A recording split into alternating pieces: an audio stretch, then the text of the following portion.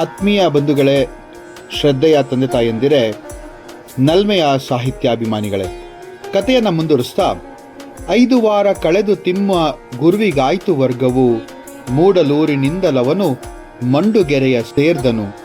ಕೆಲವು ತಿಂಗಳಾದ ಬಳಿಕದೊಂದು ಸಂಜೆ ಮಾವನು, ತಲುಪಿದ ಮೈಲಾರವನ ಪುರದ ಬೆಡಗ ಕಂಡನು.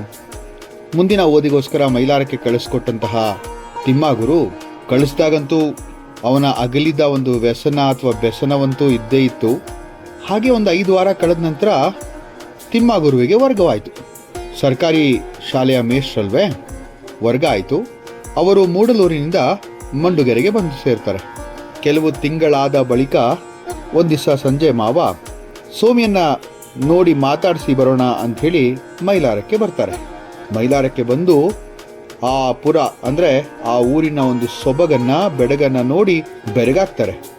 ಅರಸಿ ಅರಸಿ ಸೋಮಿಯ ವಿದ್ಯಾರ್ಥಿ ನಿಲಯ ಮುಟ್ಟಿದ, ಬೆರಗು ಪಟ್ಟ ನದರ ಜರಬಿನಂದಗಳನ್ನು ನೋಡುತ್ತಾ ಬಳಿಯ ಬಯಲಿನಲ್ಲಿ ಸೋಮಿ ಚೆಂಡನಾಡುತ್ತಿದ್ದನು. ಗೆಳೆಯರೊಡನೆ ನಾಗರಿಕದ ಪೆರ್ಮೆ ತೋರುತ್ತಿದ್ದನು.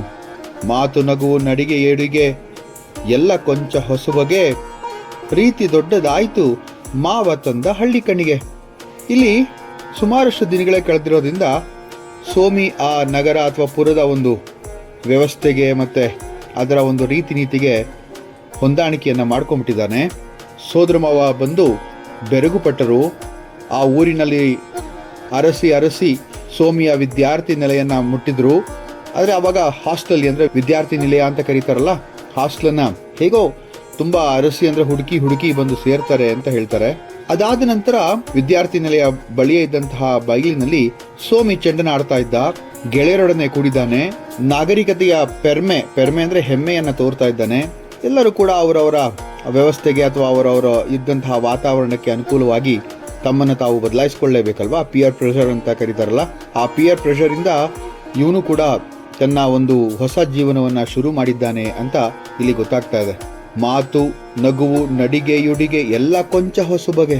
ಒಂದು ಸಾರ್ತಿ ಮಾವನಿಗೆ ಇವನೇನಾ ನನ್ನ ಸೋಮಿ ಅಂತ ಅನಿಸ್ಬಿಡ್ತು. ಯಾಕೆಂದರೆ ಆ ಮಾತು, ನಗುತ್ತಾ ಇರೋದು, ನಡಿಗೆ ಮತ್ತು ಉಡುಗೆ ಅಂದರೆ ಉಡುಪು ಎಲ್ಲ ಕೂಡ ಸ್ವಲ್ಪ ಹೊಸಬಗೆಯಾಗೇ ಇತ್ತು. ರೀತಿ ದೊಡ್ಡದಾತು ಮಾವ ತಂದ ಹಳ್ಳಿ ಕಣ್ಣಿಗೆ.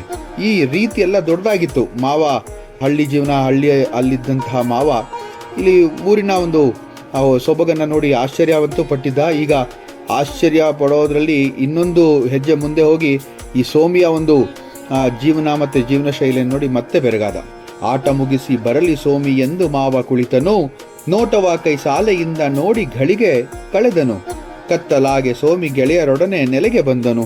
ನೋಡಿ, ಆಟಾಡಿ ಬರಲಿ ಸೋಮಿ ಅಂಥೇಳಿ ಅಲ್ಲೇ ಇದ್ದಂತಹ ಒಂದು ಕೈಸಾಲೆಯಲ್ಲಿ ಕೂತ್ಕೊಂಡ. ಕಾರಿಡಾರ್ ಅಂತಾರಲ್ಲ, ಕೈಸಾಲೆಯಲ್ಲಿ ಕೂತು ನೋಡ್ತಾ ಇದ್ದ. ಇನ್ನೇನು ಕತ್ಲಾಗತ್ತೆ, ಹೊತ್ತು ಮುಳುಗುವಂಥ ಟೈಮ್ ಆಯಿತು. ಹೊತ್ತು ಮುಳುಗುವ ಸಮಯಕ್ಕೆ ಸರಿಯಾಗಿ ಸೋಮಿ ತನ್ನ ಗೆಳೆಯರೊಡನೆ ಅಲ್ಲಿಗೆ ಬರ್ತಾನೆ. ಅತ್ತಲಿದ್ದ ಮಾವನಚ್ಚರಿ ನೋಟದೇನು ಕಂಡನು. ಅಲ್ಲಿ ಕೂತಿರೋಂಥ ಮಾವನನ್ನು ನೋಡಿ ತುಂಬ ಆಶ್ಚರ್ಯವನ್ನು ವ್ಯಕ್ತಪಡಿಸ್ತಾನೆ. ಏನು ಮಾವ, ಎಂದು ಬಂದೆ, ಹೇಗೆ ಬಂದೆ ಎನ್ನುತ್ತಾ, ಬನ್ನಿರೊಳಕ್ಕೆ ಎಲ್ಲ ಸುಖವೇ, ಎಲ್ಲ ಚೆನ್ನೆ ಎನ್ನುತ್ತಾ. ಸೋಮಿ ಕೇಳುತ್ತಿದ್ದನುಲಿದು ಕೆಲದಿ ಕೆಳೆಯರಿದ್ದರು.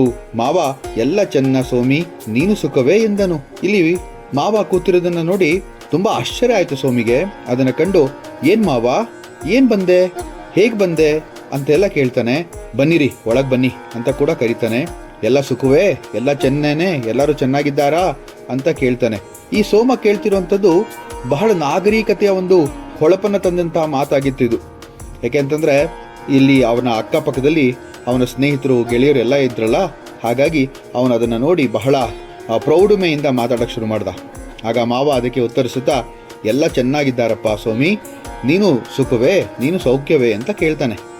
ಆದರೇನು ಸೋಮಿ ನಡತೆಯೊಳಗದೇನೋ ಹಿಡಿತವು, ಭೇದವೇನೋ ಆಯಿತೆಂದು ಮಾವನಿಗಂ ಬಿಗಿತವು. ಆದರೂ ಆ ಸೋಮಿಯ ನಡತೆಯಲ್ಲಿ ಏನೋ ಒಂಥರ ಪಟ್ಟು, ಒಂದು ಬಿಗಿತ. ಇದನ್ನು ನೋಡಿದಂಥ ಮಾವನಿಗೂ ಕೂಡ ಏನೋ ಒಂದು ಭೇದ ಅಂದರೆ ವ್ಯತ್ಯಾಸ, ಏನೋ ವ್ಯತ್ಯಾಸ ಆಗಿದೆ ಅಂತ ಅನ್ನಿಸ್ತು ಮೊದಲಿಗೆ.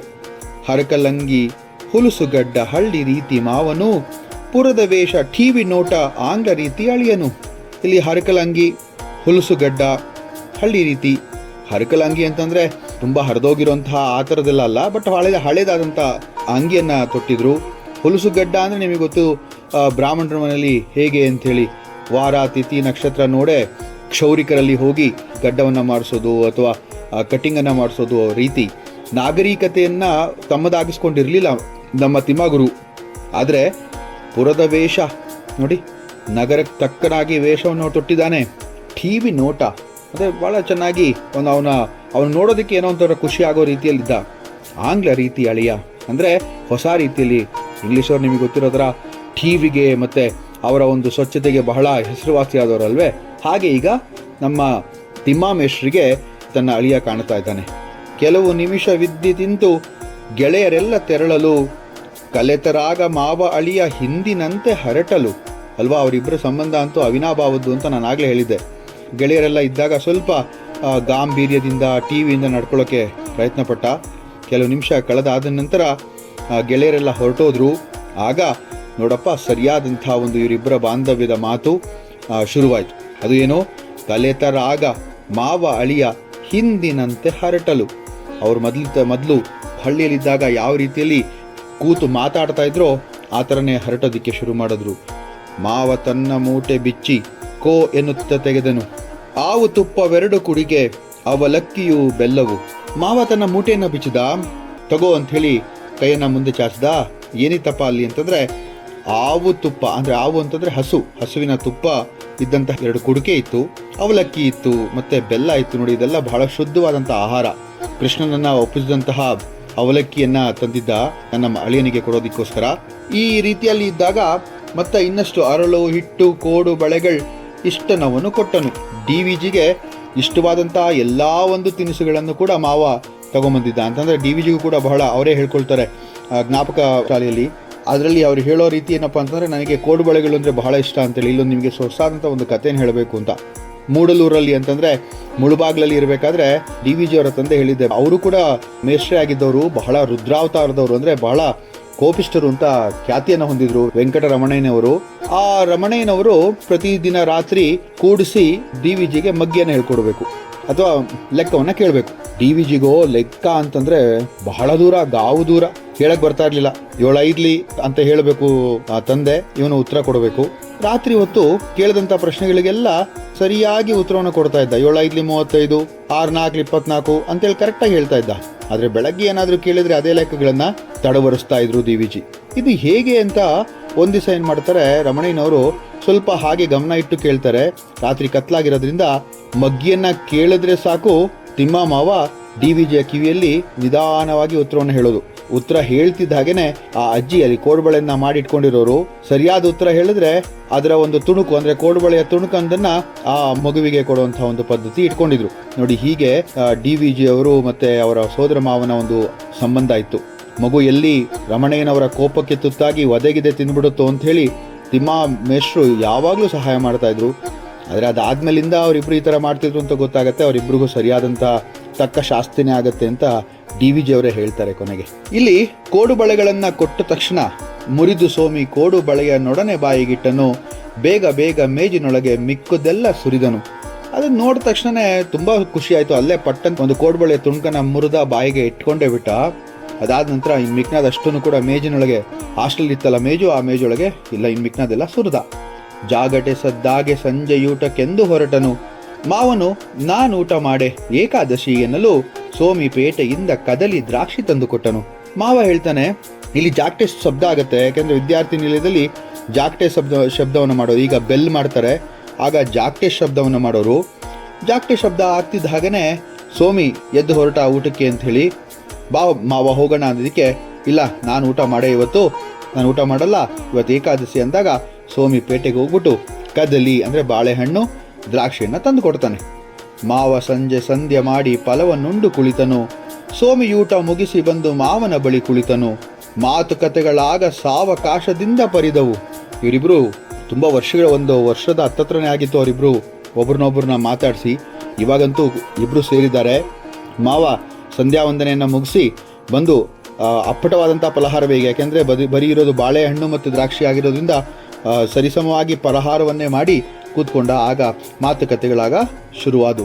ಪ್ರೀತಿ ಮಾತು, ಮನೆಯ ಮಾತು, ಊರ ಮಾತು ಎಲ್ಲವೂ ಏನು ಮಾತು, ಏನು ಹರಟೆ, ಏನು ಅಂತರಂಗಗಳು. ಏನದೇನು ಸವಿನ ನೆನಪು, ಏನು ನಗು ತರಂಗಗಳು. ಕೂತು ಮಾತಾಡ್ತಾ ಇದ್ದಾರೆ, ಹೊತ್ತೋಗಿದ್ದೇ ಗೊತ್ತಾಗಿಲ್ಲ.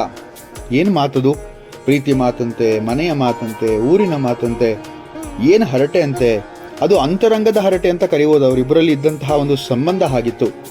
ಮತ್ತೆ ಅದೇನೋ ಸವಿ ನೆನಪು. ಆ ಸವಿ ನೆನಪನ್ನ ಮೆಲುಕಾಗ್ತಾ ಆಗ್ತಾ ಅವರು ನಗೆಯ ತರಂಗಗಳಲ್ಲಿ ತೇಲ್ ಹೋಗ್ತಾ ಇದ್ರು. ತಿಳಿದನಾಗ ಮಾವ ತನ್ನ ಸೋಮಿಯೇ ಇವನೆನ್ನುತ್ತಾ. ಮಾವನಿಗೆ ಬಹಳ ಆಶ್ಚರ್ಯ. ಸೋಮಿ ನಡ್ಕೊಂತಿದ್ದಂತಹ ರೀತಿ, ಅವನಿದ್ದಂತಹ ಒಂದು ಜಾಗ, ಮತ್ತೆ ಇವನೇನಾ ನನ್ನ ಸೋಮಿ, ಎಷ್ಟು ಬೆಳೆದ್ಬಿಟ್ಟಿದ್ದಾನಪ್ಪ ಅಂತ ಬಹಳ ಖುಷಿ ಆಗ್ತಿತ್ತು ಮಾವನಿಗೆ. ಎಳೆಯನಾಗಿ ತನ್ನ ತೊಡೆಯಲಾಡಿದವನೇ ಎನ್ನುತ್ತಾ, ಇವನೇನಾ ನನ್ನ ತೊಡೆ ಮೇಲೆ ಕೂತು ಆಡಿದವನು, ನಾನು ಎತ್ತಿ ಬೆಳೆಸಿದಂತಹ ಮಗು ಇವನೇನಾ ಅನ್ನೋಷ್ಟು ಆಶ್ಚರ್ಯ ತಿಮ್ಮಮೇಶ್ವರಿಗೆ ಆಗುತ್ತೆ. ಕಳೆಯಲು ಮುಕ್ಕಾಲು ರಾತ್ರಿ ಯಾಗ ಮಾವನೆದ್ದನು, ತಲೆಗೆ ತನ್ನ ಮೂಟೆಯನ್ನು ಮರಳಿ ಹೊರಿಸಿ ನಿಂತನು. ಈ ಮುಕ್ಕಾಲು ರಾತ್ರಿ ಆದಾಗ ಅಂದರೆ ಸುಮಾರು ಒಂದು 3 ಗಂಟೆ ಆಗಿರ್ಬೋದು, ಬೆಳಗಿನ ಜಾವ. ಎದ್ದು ನಿಂತ ಮಾವ ಎದ್ದು ನಿಂತು ತನ್ನ ತಲೆಗೆ ಒಂದು ಮೂಟೆಯನ್ನು ಇಟ್ಟು ಹೊರಡೋದಕ್ಕೆ ಶುರು ಮಾಡ್ತಾನೆ. ಏನು ಮಾವ ಇಷ್ಟು ಬೇಗ ಎನ್ನುತ್ತ ಸೋಮಿ ಎದ್ದನು. ಏನಿದೇನು ಹೊರಟೆ, ಇನ್ನು ಎಷ್ಟೋ ಹೇಳಲಿರುವುದು. ಏನಕ್ಕೆ ಮಾವ ಹೊರಟ್ಬಿಟ್ಟೆ, ಇನ್ನು ಎಷ್ಟೊಂದು ಮಾತಾಡೋದಿದೆ, ಸ್ವಲ್ಪ ನಿಲ್ಲು ಅಂತ ಹೇಳ್ತಾನೆ. ಅಂದರೆ ಇಂದು ನಿಲ್ಲು ಮಾವ, ಊಟಗೈವ ನಾವು ಜೊತೆಯಲ್ಲಿ. ಇವತ್ತು ದ್ವಾದಶಿ ಅಲ್ವಾ, ದ್ವಾದಶಿ ಪಾರಾಯಣವನ್ನು ಮಾಡಿಕೊಂಡು ಇಲ್ಲೇ ನಾವು ಊಟವನ್ನು ಮಾಡಿ ಮುಂದೆ ಇನ್ನೊಂದು ದಿವಸ ಇದ್ದುಬಿಡು ಮಾವ ಅಂತ ಹೇಳಿ ಬಹಳ ಪರಿಪರಿಯಾಗಿ ಸೋಮಿ ಕೇಳ್ತಾನೆ. ಎಂದು ಸೋಮಿ ಹಂಬಲಿಡುತ್ತಾ ಮಾವನನ್ನು ಬೇಡಿದ. ಕೇಳು ಸ್ವಾಮಿ ಎಂದ ಮಾವ, ವೇಳೆ ಪಯಣಕ್ಕಿದು ಸರಿ. ನಾಳೆ ನನಗೆ ಶಾಲೆ ಇರುವುದನ್ನು ತಪ್ಪಿಸಲಾಗದು. ನೋಡಪ್ಪ, ಈಗ ನಾನು ಹೊರಡೋದಿಕ್ಕೆ ಇದು ಸರಿಯಾದಂಥ ವೇಳೆ. ನಾಳೆ ನನಗೆ ಶಾಲೆ ಇದೆ, ಅದನ್ನು ತಪ್ಪಿಸೋದಕ್ಕೆ ಆಗಲ್ಲ ಕಣಯ್ಯ. ಈ ಕಥೆಯ ಭಾಗವನ್ನು ಇಲ್ಲಿಗೆ ಮುಗಿಸ್ತೀನಿ. ಮತ್ತೆ ಇನ್ನೊಂದು ಭಾಗ ಆಗ್ಬೋದು.